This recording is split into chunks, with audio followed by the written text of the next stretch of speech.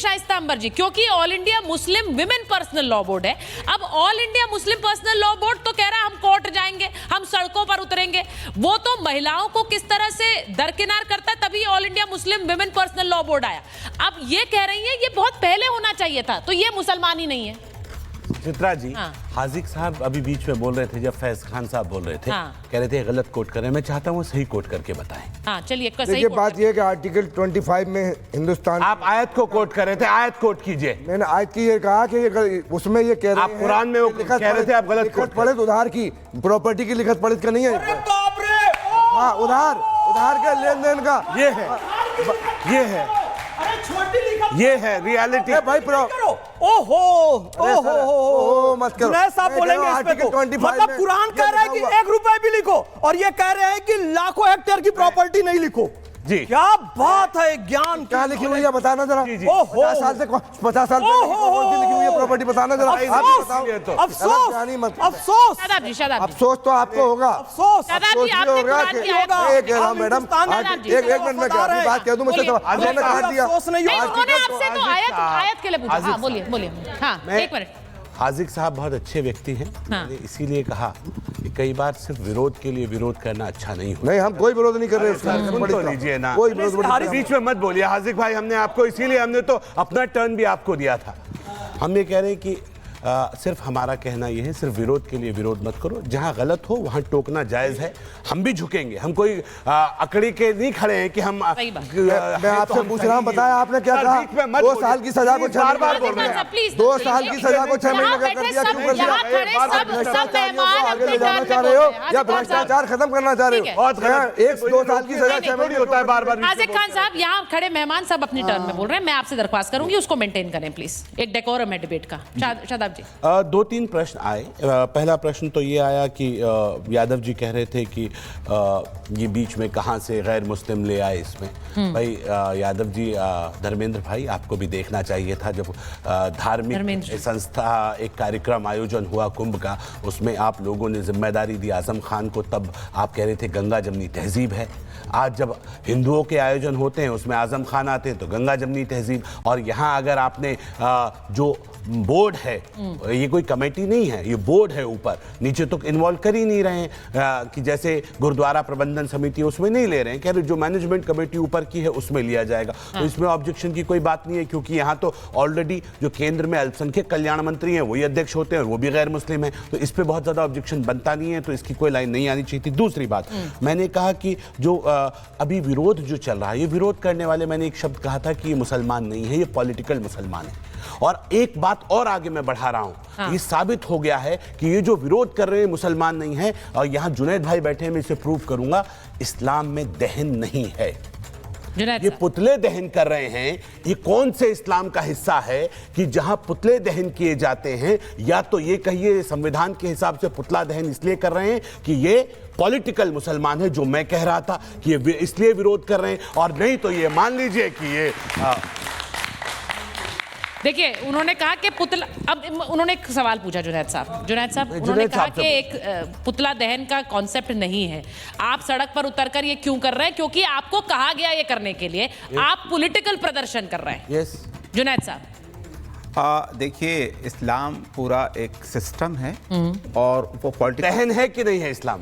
मैं क्या अपनी बात कह दूं? मैंने आप ही से पूछा। जुनैद साहब, आप ही से पूछा। प्रोफेसर हैरिस, हाँ, कि इस्लाम पूरा एक सिस्टम है, उसमें कैसे किस तरह से व्यक्त किया जाए अपने आप को। जाहिर सी बात है, मैं आपको बड़े वाज़ेह लफ्ज़ में कहूँ कि जिस मुल्क में आप रहते हैं और वहाँ के कानून से समझौता करते हैं, और समझौता नहीं बल्कि उसको दिल से मानते हैं, उसके लिए मर मिटने को तैयार हैं, तो अब वहाँ पर मैं कह रहा हूं कि अगर कोई हिंदुस्तान के अंदर इस्लामिक अलग जा रहे हैं आप। मैं ये पूछ रहा हूं, आप मुझे मेरे सवाल का जवाब दीजिए, है कि नहीं है? समझौता कर, आप देश के कानून के साथ समझौता कर रहे हैं क्या प्रोफेसर? हाँ, पूरी बात कह दीजिए। आप सोचिए आप क्या बोल रहे हैं। मैं बोल रहा हूँ यहाँ पर देश के कानून के साथ समझौता कर रहे हैं प्रोफेसर। अरे भाई, मैं क्या कर रहा हूँ, पसंद करते हैं हम, मुझे मानते हैं। वो आगे आपने ऐड किया। अब तो आप मतलब ये लफ्ज को पकड़ेंगे जो मैं दिल से कहना चाह रहा हूँ, उसको नहीं सुनना चाहती। मैं कंप्लीट कर लूँ इसीलिए अपनी बात को कि जिस मुल्क में हम रहते हैं, जिस मुल्क के कानून को मानते हैं, वही हमारे लिए शरीयत का दर्जा रखती है। ये आप संविधान पे आ गए, आप यही तो हम कह रहे थे। संविधान की बात कर रहे हैं, संविधान पे आइए। अरे तो ये शरीयत को बीच में मत डालिए, यही बात थी। सुचारिता जी, आपके यहाँ कुछ रूल है कि जब एक आदमी बोले तो दूसरा न बोले? आपकी बारी है, आप बोलेंगे। मैं कह रहा हूं कि इस मुल्क का कानून को हम शरीयत का दर्जा देते हैं, उस तरह से हम मानते हैं उसको, उसके लिए निशावर करते हैं, अपनी जान की कुर्बानी देते हैं। वीर अब्दुल हमीद ने दी, उस्मान ब्रिगेडियर ने दी। अब आगे की बात सुन लीजिए। इस मुल्क के अंदर जो चीजें अपनी व्यक्त करने के लिए होंगी, अगर मुजाहरा है तो मुजाहरा करेंगे, अगर दहन है दहन करेंगे। जी वाह जी, वाह, ये कैसे मुसलमान, इस्लाम का हिस्सा है दहन। अरब में दहन होता है, अरब में दहन होता है, इस्लाम में दहन होता है। आप पॉलिटिकल मुसलमान हैं, स्वीकार कीजिए। ये जो जला रहे हैं ये पॉलिटिकल मुसलमान है। जो हम कहते हैं इन्हें मुसलमान मत समझिए, ये पॉलिटिकल मुसलमान है और कमजोर पॉलिटिकल पार्टियां। मैं माफी चाहूंगा, मैं 1 मिनट इस मुल्क में क्या चोर का हाथ काटा जाता है? पॉलिटिकल पार्टियां जाता, चाहे वो कांग्रेस हो, चाहे कांग्रेस हो, चाहे सपा हो, पीछे खड़े हैं। इतना दम नहीं कि सामने आके लड़ सके, पीछे खड़े हैं गरीब मुसलमान को। नहीं, ये सवाल पूछा जा रहा है कि क्या पॉलिटिकल प्लेयर्स, एक मिनट, क्या ये सवाल पूछा जा रहा है कि क्या पॉलिटिकल प्लेयर्स इसके पीछे खड़े? मैं 1-2 सवाल लूंगी, फिर विष्णु जी आपके पास आ रही हूँ। बिल्कुल सही। देखिए, यह देश संविधान से चलता है, सबको समान अधिकार है। ये जो वक्फ बोर्ड बनाए हैं वो उनको जो उनका रहनुमा है उनसे पूछता है भारत कि भाई हिंदुओं के साथ सौतेला व्यवहार क्यों? सनातन वोट क्यों नहीं है? सिख वोट क्यों नहीं है? जैन वोट क्यों नहीं है? उनको भी तो वोट चाहिए। सौतेला व्यवहार इनके साथ क्यों? क्या हिंदुओं को श्री राम प्रभु जो बोले वो काम करना पड़ेगा? विनय न मानत जलधि जला, गए 3 दिन बीत, और बोले राम सको पुतबा, भय बिनु होय न प्रीत। क्या भय दिखाना पड़ेगा? बताइए जरा। पूछता है भारत, हमें सनातन वोट चाहिए, हमें सिख वोट चाहिए। ठीक है, वो कह रहे हैं भय दिखाना पड़ेगा। क्या भय? अच्छा, एक मिनट सवाल 1 मिनट। जो हाँ, वो कह रहे हैं हम उनके खिलाफ नहीं है। अब सवाल जो है साहब, एक मिनट। अब जैसे हैरिस साहब जी ने कहा है कि जैसे दहन का, अब डेमोक्रेटिक तरीके से सेक्शन 40 दहन कर दिया, तो इससे आप सेटिस्फाइड हो गए? नहीं हो? दहन कर दिया सेक्शन 40। और दूसरी जो हाजी जी कह रहे थे कि वक्फ ने कहीं पे कब्जा नहीं करा, तमिलनाडु का मंदिर 123 प्रॉपर्टी, ये वक्फ ने कहा नहीं था क्या? या एंटीलिया, तो ये सब कहा नहीं है उन्होंने। और किसी पे भी दावा, ये पार्लियामेंट पूरा नई वाली जो है उस पे भी दावा करा वक्फ ने, तो उसके बारे में क्या कहेंगे? अच्छा ठीक है, मैं एक बार यही तो फायदा होगा। मैं विष्णु जी आपके साथ हूँ। विष्णु जी, ये बार बार कहा जा रहा है, मैं इसलिए पूछ रही हूँ क्योंकि ये जो 123 प्रॉपर्टीज की बात कही गई और वो सेंट्रल दिल्ली में कही गई, लुटन्स दिल्ली में कही गई, इस बात की सच्चाई जरा बताइए लोगों को, क्योंकि कई बार कांग्रेस पार्टी ने भी ये कहा कि ये ऐसे ही कह रहे हैं, ऐसे कोई किसी तरह का कोई एंक्रोचमेंट नहीं हुआ है लुटन्स दिल्ली पर, बड़ी प्रॉपर्टीज पर कोई एंक्रोचमेंट नहीं है। प्रॉपर लीगल केस इस समय दिल्ली हाई कोर्ट में चल रहा है। जो दिल्ली की 123 प्राइम लैंड्स थी वो जाते जाते 2013 में वक्फ संपत्ति घोषित कर दी गई थी। उसको चैलेंज किया गया दिल्ली हाई कोर्ट में और उसको अभी रिकवरी करने की प्रक्रिया चल रही है। ऑलरेडी दिल्ली हाई कोर्ट में इसकी याचिका चल रही है और उसकी पूरी लिस्ट है, नोटिफिकेशन है सुचरिता जी, उसका लीगल रिकॉर्ड है। ऐसे कोई हवा में बात यहाँ पे नहीं कर रहा है। पर मैं एक बात यहाँ पे कहना चाहता हूँ, जो बात कह रहे थे कि आर्टिकल 26 और 25 का उल्लंघन हो रहा है, आपको समझना पड़ेगा कि कितना बड़ा भ्रम फैलाया जा रहा है। अगर आप वक्फ काउंसिल का पूरा एक स्ट्रक्चर देखेंगे, सेटअप देखेंगे, तो उसमें करीब तकरीबन 22 मेंबर है, if I am not wrong. उस 22 में से 2 लोगों को नॉन मुस्लिम कहा गया ऐड होंगे। अब आप मुझे बताइए 22 लोग जो वक्फ काउंसिल में होंगे उनमें से 2 लोग जो एक मिनट मुझे मेरी बात तो भैया बात तो बोल लेने दीजिए। बात तो भैया आर्टिकल 26 में आर्टिकल 26 पर बहस करना चाह रहे हो धर्मेंद्र जी और विष्णु जी, बात तो बोल लेने धर्मेंद्र जी और विष्णु जी, लेकिन आप हिंदू बोर्ड में नहीं ले रहे। ठीक है, एक सेकंड धर्मेंद्र जी और विष्णु जी, अच्छा वो विष्णु जी कंप्लीट कर ले पहले। धर्मेंद्र देखिए, अगर आप वक्फ काउंसिल का पूरा स्ट्रक्चर देखेंगे तो उसमें लिखा है कि एक उसमें सुप्रीम कोर्ट या हाई कोर्ट के रिटायर्ड जज होंगे और एक एडवोकेट होगा नेशनल एमिनेंस का, नेशनल इंपॉर्टेंस का, और जो मिनिस्टर होंगे माइनॉरिटी के वो उसके एक्स ऑफिशियो चेयरमैन होंगे।